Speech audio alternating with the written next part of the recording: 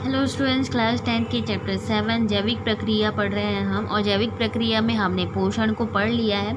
अभी हम पढ़ेंगे परिवहन के बारे में। और इस परिवहन के अंदर हम लोग ब्लड, हार्ट और हार्ट के फंक्शंस और धमनी, सीरा, ये सब के बारे में पढ़ेंगे। ठीक है, तो जान लेते हैं ब्लड से रिलेटेड और हार्ट से रिलेटेड कुछ खोज हुई है उनके बारे में। ठीक है, रुधिर परिसंचरण तंत्र की खोज विलियम हार्वे ने की 1628 में। इनकी जो फ़ोटो है वो आपकी बुक में दी गई है। इनका नाम याद रखिएगा। रुधिर परिसंचरण तंत्र की खोज सबसे पहले किसने की?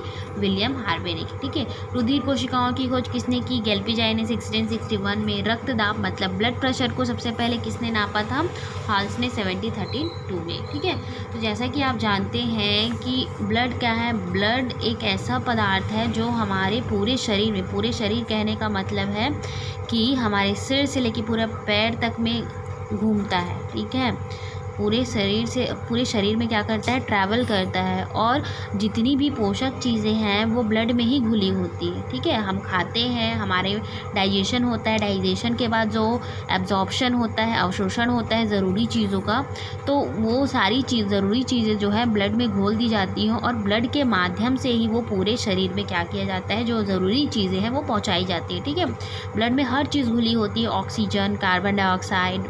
ठीक है, और यहाँ तक कि प्रोटीन, कार्बोहाइड्रेट, ये सब चीज़ें भी, और हार्मोन्स वगैरह, हर चीज़ें ब्लड में घुली रहती है ताकि वो क्या कर सके? पूरे बॉडी में ज़रूरी चीज़ों का सप्लाई कर सके। ठीक है, तो ब्लड का वर्क तो बाद में देखेंगे।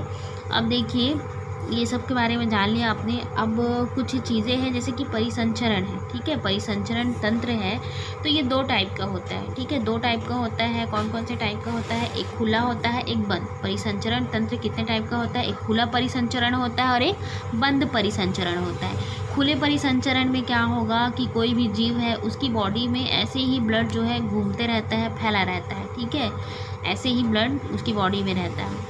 और जो बंद परिसंचरण होता है उसमें जो ब्लड बहता है वो वाहिनियों या फिर नलिकाओं में बहता है। जैसे कि हमारी बॉडी में क्या होता है? धमनी शिराओं में रक्त बहता है। आप ऐसे करके देखोगे तो आपको बहुत सारी नर्व्स जो है आपको दिखाई देगी, है ना। तो उन नसों में क्या है? हमारे में क्या होता है कि नसों में ब्लड बहता है। और कुछ जीव ऐसे होते हैं जिनमें क्या होता है? बॉडी में ही ऐसी नसों वगैरह में या फिर नलियों में नहीं बहता, ऐसी बॉडी में बहता रहता है, खुले। ठीक है, और हमारे में ऐसे खुले में नहीं बहता है। हमारे में धमनी, शिरा और कुछ केशिकाएँ होती हैं, जो पूरे छोटी छोटी जो धागाएँ होती हैं, ऐसे एकदम पतली पतली, वो क्या होती है? पूरे शरीर में पूरा फैली होती है जिसमें ब्लड रहता है। ठीक है, तो हमारे जो ब्लड होते हैं वो नलियों में बहता है। इसलिए हमारा जो परिसंचरण तंत्र है वो कैसा टाइप का है? बंद है। मैं आपको खुला वाला दिखाती हूँ, खुला वाला कैसा होता है। ठीक है, ये है खुला परिसंचरण तंत्र। ठीक है, इसमें ये हार्ट है, ये आर्टरी मतलब धमनी है। ठीक है, और ये विंस मतलब कि शिरा है। तो एक साइड पे शिरा, एक साइड पे धमनी, और ये देखिए ये ऐसा करके ब्लड जो है पूरी बॉडी में ऐसी तरह से फैला होता है। ठीक है, अब यहाँ पे आप कहीं जगह को भी काट दो तो यहाँ से ब्लड फिर निकलना स्टार्ट हो जाएगा। ठीक है, और हमारी बॉडी में क्या होता है? नलियों में ब्लड बहता है। ठीक है, तो उसको क्या कहते हैं? बंद परिसंचरण। और ये क्या कहलाएगा? खुला परिसंचरण तंत्र। ठीक है, अब देखिए, जो हमारा हृदय होता है, मनुष्य का जो हृदय होता है लगभग 12 सेंटीमीटर लंबा, 9 सेंटीमीटर चौड़ा और 6 सेंटीमीटर मोटा होता है। ये जानकारी को आप लोग लिख लीजिएगा क्योंकि ये बुक में नहीं है।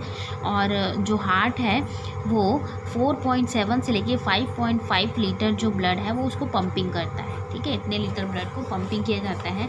जो हमारा हृदय है वो 4 कोष्ठों का बना होता है। 4 कोष्ठ मतलब कि 2 आलिंद और 2 निलय। ठीक है, आलिंद को इंग्लिश में ऑरिकल बोलते हैं और निलय को वेंट्रिकल बोलते हैं। इसलिए जहाँ भी आलिंद दिखे वहाँ पे ए रहता है और जहाँ निलय होता है वहाँ पे वी लिख देते हैं। ठीक है, तो हमारा जो हृदय होता है वो 4 कोष्ठों का होता है, 2 आलिंद और 2 निलय। ठीक है, मैं आपको हृदय का भी चित्र करके दिखाती हूँ, बताती हूँ।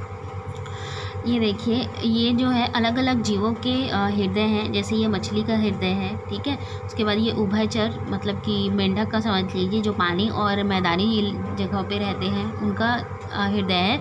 ये जो है सरीसृपों, रेप्टाइल्स का है। ठीक है, सांप वगैरह का है। और ये जो है मनुष्य या फिर पक्षी या फिर स्तनधारियों का हृदय। ठीक है, तो देखिए यहाँ पे ए लिखा है मतलब ऑरिकल आलिंद, और जहाँ पे बी लिखा है वो वेंट्रिकल होता है निलय। ठीक है, तो देखिए मछलियों में कितने कोष्ठ हैं, 2 कोष्ठ हैं, है ना। मछलियों में कितने कोष्ठ दिखाई दे रहे हैं आपको, 2 कोष्ठ हैं। और इसमें कितने कोष्ठ दिखाई दे रहे हैं, ये राइट ऑरिकल, ये लेफ्ट ऑरिकल और ये वेंट्रिकल, मतलब 1 2 3। ठीक है, यहाँ पे कितने कोष्ठ दिखाई दे रहे हैं, 1 2, ये भी 3 है। 3 इसलिए बोलेंगे क्योंकि यहाँ पे देखिए पूरी तरह से अलग नहीं है, ये एक ही में है। और यहाँ पे देखिए ये 4 कोष्ठ है, 1 2 3 4, ये पूरी तरह से सेपरेट है, अलग है, दिखाई दे रहा है आपको, है ना। तो ये right auricle, left auricle, right ventricle और लेफ्ट वेंट्रिकल। ठीक है, 1 2 3 4। तो मनुष्य का भी हृदय कुछ इसी तरह का होता है।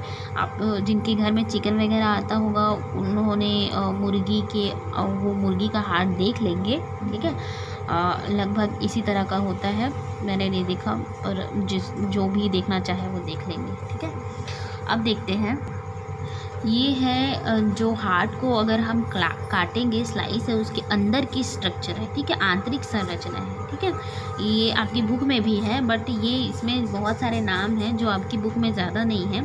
मैं इसमें आपको समझा देती हूँ जो एक वहाँ पे आपकी बुक में नहीं है। ठीक है, ये है आलिंद, राइट ऑरिकल दिखाई दे रहा है, ये लेफ्ट ऑरिकल दिखाई दे रहा है। ठीक है, तो ये क्या है, दाहिना आलिंद है, ये बायां आलिंद है, ये राइट वेंट्रिकल आपको दिखाई दे रहा है, ये वाला एरिया राइट वेंट्रिकल है, और ये क्या है, लेफ्ट वेंट्रिकल है। मतलब ये दायां आलिंद, ये बायां आलिंद, ये दायां निलय और ये बायां निलय। ठीक है, 4 कोष्ठ होंगे, 1 2 3 4 कोष्ठ।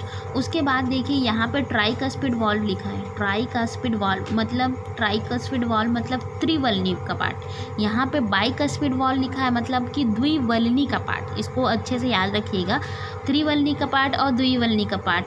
ये देखिए, ये जो दाएं आलिंद और निलय के बीच का जो कपाट होता है उसको ट्राइकस्पिड वॉल्व मतलब त्रिवलनी कपाट कहते हैं, और जो बाएं आलिंद और बाएं निलय के बीच का जो कपाट होगा उसको क्या कहेंगे, बाइकस्पिड वॉल्व या द्विवलनी कपाट कहेंगे। ठीक है, इस चीज़ को, नाम को याद रखिए क्योंकि इसका बाद में काम आएगा। ठीक है, अब देखिए, अब हमारे बॉडी में प्रोसेस कैसे होता है, यहाँ से ब्लड आता है, अशुद्ध रक्त ना, जिसमें ऑक्सीजन नहीं है, पूरी बॉडी से जो अशुद्ध रक्त है वो यहाँ आके भर जाता है, कहाँ, राइट ऑरिकल में। ठीक है, मतलब दाएं आलिंद में आके पूरा भर जाता है। फिर जो ये गेट होता है उस टाइम पे बंद रहता है। ठीक है, पूरा भर जाने के बाद ये जो गेट है, ये देख रहे हैं, ये खुलता है, और जो खुलने के बाद ये जो जितना भी रक्त आया रहता है वो यहाँ पे मतलब कि दाहिने निलय में आ जाता है। ठीक है, अब ये दाहिने निलय से पल्मोनरी धमनी, ठीक है, पल्मोनरी धमनी एक होती है, ये देखिए यहाँ से, ये यहाँ पे दिख रही है आपको, यहाँ से ब्लड जो है इस साइड से जाता है,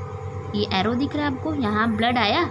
ठीक है, दाहिने निलय में ब्लड आता है, और ये जो ब्लड होता है ये पल्मोनरी धमनी, लेफ्ट पल्मोनरी आर्टरी लिखा है, पल्मोनरी धमनी के द्वारा क्या होता है, फेफड़े में चला जाता है। ठीक है, कहाँ जाता है, फेफड़े में जाता है। क्यों जाता है, ऑक्सीजन लेने जाता है। ठीक है, ताकि जो रक्त हो उसमें ऑक्सीजन मिल जाए और वो रक्त का शुद्धिकरण हो जाए। ठीक है, अब जो ऑक्सीकृत ब्लड है, यहाँ पे आपको दिख रहा है पल्मोनरी वेन मतलब कि पल्मोनरी शिरा। ठीक है, पल्मोनरी शिरा, यहाँ से फिर जो शुद्ध रक्त है, ठीक है, प्योर ब्लड है जिसमें ऑक्सीजन घुली हुई है, वो आती कहाँ आती है, ये बाएं आलिंद में आएगी। ठीक है, इसको याद रखिए, कहाँ गई है, अब शुद्ध रक्त बाएं आलिंद में आ गई। फिर बाएं आलिंद से कहाँ आएगी, ये जो गेट है वो खुल जाएगा इसका भी, और उसके बाद क्या होगा, ये यहाँ पे आ जाएगा, कहाँ पे आ जाएगा, ये बाएं निलय में। ठीक है, और बाएं निलय के बाद एक महाधमनी होती है जिसे, ठीक है, जिसको ऑर्टा बोलेंगे। ठीक है, वो महाधमनी के द्वारा क्या होता है, यहाँ पे देखिए एरो दिखाया गया है, ये एरो, यहाँ जो ब्लड होता है वो घुसता है, ये यहाँ पूरा ब्लड जब आ जाता है तो ये पूरा गेट जो है बंद हो जाता है ताकि वो रिवर्स मत चला जाए ब्लड जो। ठीक है, तो बंद हो गया। अब उसके बाद यहाँ पे ब्लड भरने के बाद ये जो ब्लड है ये महाधमनी जिसको ऑर्टा बोलते हैं उस नली में चला जाता है, ये देखिए जा रहा है एरो करके। ठीक है, और फिर वहाँ से फिर पूरे शरीर में क्या कर दिया जाता है, सप्लाई कर दिया जाता है। ठीक है, इसको मैं आपकी बुक से भी बताती हूँ। तो ये है आपके बुक वाला, ठीक है, ये आपकी बुक में दिया गया है हृदय का, और ये है उसका चक्र प्रवाह। ठीक है, प्रवाह चक्र कैसे कैसे कहाँ कहाँ जाता है। और आपकी बुक में जो शुरू लिखा है कि हार्ट क्या है, बेसिकली एक स्तनधारियों का पंपिंग डिवाइस है। ठीक है, एक पंपिंग डिवाइस है, ब्लड का पंपिंग डिवाइस है जो हमारी मुट्ठी जितने बड़े, और दिन भर में लगभग 7,000 लीटर और एक बार में, ठीक है। एक बार में 4.7 से लेके 5.7 लीटर जो ब्लड है वो पंप करता है और पूरे दिन भर में 7000 लीटर जो है ब्लड पंपिंग होता है हमारे में, ठीक है। अब हृदय के 4 प्रकोष्ठ होते हैं, मैंने आपको बताया पहले 4 प्रकोष्ठ, 1 2 3 4, ठीक है। ये 1 2 3 4। अब उसके बाद क्या होता है, जो 2 आलिंद और 2 निलय होता है, ठीक है। मतलब दायां आलिंद और दायां निलय, बायां आलिंद और बायां निलय, ठीक है। रक्त की नलियों और प्रकोष्ठों के बीच में क्या होता है, वाल्व होता है, ठीक है। आपको दिख रहा है, उस टाइम पे बताई थी, वाल्व होता है, दरवाज़ा गेट होता है। ये इसके बीच में भी होगा, इन दोनों के भी बीच में होगा, ठीक है। इससे क्या होता है, रक्त का प्रवाह उल्टा नहीं होता। जब यहाँ पे ब्लड बहता है तो यहाँ पे ये बंद रहता है, जब यहाँ पे आता है तो गेट खुलता है, फिर बंद हो जाता है ये चीज़, ताकि वो रिवर्स मत चला जाए, ठीक है। अब जो होते हैं हृदय के दाएं प्रकोष्ठ में ऑक्सीजन रहित रक्त होता है, ठीक है। आपके दाहिने वाले भाग में, हृदय के जो दाहिने वाले भाग होते हैं उसमें ऑक्सीजन रहित, मतलब जिसमें ऑक्सीजन नहीं होता है, ऐसा ब्लड बहता है। अशुद्ध रक्त बहता है इस साइड पे, ठीक है। और इस साइड पे कौन सा रक्त बहता है, शुद्ध रक्त बहता है। यहाँ पे देखिए कलरिंग करके भी बताया गया है, जहाँ जहाँ पे वाइट है वहाँ पे अशुद्ध रक्त है और जहाँ पे वाइट नहीं है यहाँ पे क्या है, शुद्ध रक्त है, ठीक है। अब देखिए, जो हृदयों के आलिंदों का संकुचन एवं संकुचन एक साथ एवं निलयों का जो निलय का एक साथ होता है, ठीक है।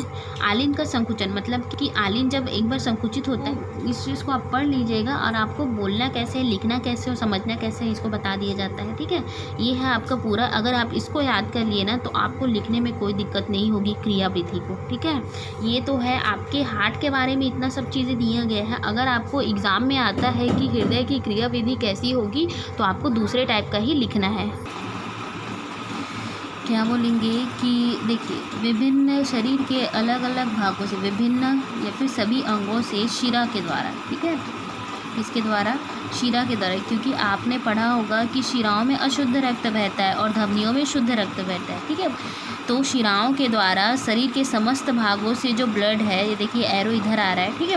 ब्लड कहाँ लेकर आया जाएगा, दाएं आलिंद में, ठीक है। दाएं आलिंद में भर गया ब्लड, उसके बाद ये गेट खुल जाएगा, ठीक है। तो कहाँ जाएगा ब्लड, फिर दाएं निलय में जाएगा, ठीक है। दाएं निलय में आने के बाद, ठीक है, शरीर के विभिन्न भागों से शिराओं के द्वारा जो है ब्लड कहाँ लाया जाता है, दाएं आलिंद में, दाएं आलिंद से कहाँ लाया जाता है, दाएं निलय में, ठीक है। उसके बाद पल्मोनरी धमनी, वहाँ पे आपने देखा था इंग्लिश में पल्मोनरी धमनी, उसी को हिंदी में फुफ्फुस शिरा कहते हैं, फुफ्फुस कहते हैं, ठीक है। पल्मोनरी को हिंदी में क्या कहते हैं, फुफ्फुस कहते हैं। तो ये वर्ड जो है अच्छा नहीं लगता है बोलने में और डिफ़िकल्ट भी लगता है मुझे, तो मैं पल्मोनरी बोलती हूँ। और आप लोग को जो मतलब पल्मोनरी बोलना है या फिर फुफ्फुस बोलना है तो आप दोनों में से कोई भी बोल सकते हो, ठीक है। तो ये फुफ्फुस धमनी या फिर फुफ्फुस क्या करता है, पल्मोनरी धमनी क्या करता है, जो अशुद्ध रक्त होता है उसको कहाँ लेके जाता है, फेफड़े में लेके जाता है, ताकि वो उसका शुद्धिकरण हो सके, ऑक्सीकरण हो सके, ठीक है। अब फेफड़े में जाके वो ऑक्सीजन ग्रहण कर लेता है। अब ऑक्सीकृत जो ब्लड है, ठीक है, ऑक्सीजन युक्त जो ब्लड है वो फुफ्फुस शिरा के द्वारा, मतलब पल्मोनरी शिरा के द्वारा, देखिए पल्मोनरी शिरा है उसके द्वारा कहाँ लाया जाता है, बायां आलिंद में, देखिए एरो करके लाया जा रहा है, ठीक है। और बायां आलिंद से वो कहाँ जाता है, बाएं निलय में। फिर यहाँ पे एक जो महाधमनी होती है, यहाँ पे देखिए एरो इधर पे दिखा रहा है, ये गेट जो है खुलता है। ये जो गेट होता है इसको अर्धचंद्राकार कपाट कहते हैं। क्या बोलते हैं, अर्धचंद्राकार कपाट। आप इसको लिख लीजिएगा। इस वाले वॉल्व को क्या बताई थी मैं, बाइकस्पिड वॉल्व। इस वाले वॉल्व को क्या बताई थी, ट्राइकस्पिड वॉल्व, मतलब कि द्विवल्नी कपाट और त्रिवल्नी कपाट, ठीक है। तो ये यहाँ पे अर्धचंद्राकार कपाट जो है वो खुलता है और अर्धचंद्राकार कपाट के खुलने से ये जो ब्लड है वो कहाँ चला जाता है, महाधमनी के द्वारा शरीर के पूरे भागों में बांट दिया जाता है। फिर से शरीर के पूरे भागों में बांटने के बाद ऑक्सीजन को छोड़ दिया जाता है और फिर जो अशुद्ध रक्त होता है, जो ऑक्सीजन विहीन होता है, जिसमें ऑक्सीजन नहीं होता है, फिर से शिरा क्या करती है, वो सारे ब्लड को कलेक्ट करके कहाँ ले आती है, दाएं आलिंद में लाती है। फिर वही प्रोसेस जो है बार बार होते रहता है, ठीक है। तो ये क्या है, अगर आप इसको याद कर लेंगे तो आपको लिखने में भी प्रॉब्लम नहीं होगी, ठीक है। इसके बाद जो है धमनी शिरा के बारे में और दोहरा परिसंचरण के बारे में बताऊंगी, क्योंकि वीडियो जो है बहुत लंबा हो जाएगा अगर मैं इसी वीडियो में बताऊंगी तो आज आपको बस इतना समझना है, ठीक है। इसमें अगर कुछ समझ में नहीं आए तो आपको बताना है मुझे बस, लेकिन सिंपल सा है, एरो करके भी दिखाया गया है। शरीर के समस्त शरीर से जो रक्त है वो दाहिने आलिंद में लाया जाता है। दाहिने आलिंद का गेट जो है खुलता है, फिर वो दाएं निलय में जाता है। दाएं निलय से एक फुफ्फुस धमनी होता है, देखिए यहाँ पे एरो दिखा रहा है, और ये फुफ्फुस धमनी के द्वारा कहाँ जाता है, फेफड़े में जाता है और वहाँ पे ऑक्सीजन लेता है और ऑक्सीकृत ब्लड बन जाता है, ऑक्सीजन युक्त ब्लड बन जाता है। ठीक है, उसके बाद वहाँ से फेफड़े से जो फुफ्फुस सिरा निकलती है, उस फुफ्फुस सिरा के द्वारा जो है जो ऑक्सीकृत ब्लड है वो बाएं आलिन में आता है। बाएं आलिन में आने के बाद ये जो गेट खुल जाता है। ठीक है, और उसके बाद ये गेट के खुलने के बाद वो जो ब्लड है बाएं नीले में आ जाता है। बाएं नीले से वो महाधमनी के द्वारा शरीर के पूरे भागों में वितरित कर दिया जाता है। ठीक है, तो आज के लिए बस इतना ही। Thank you.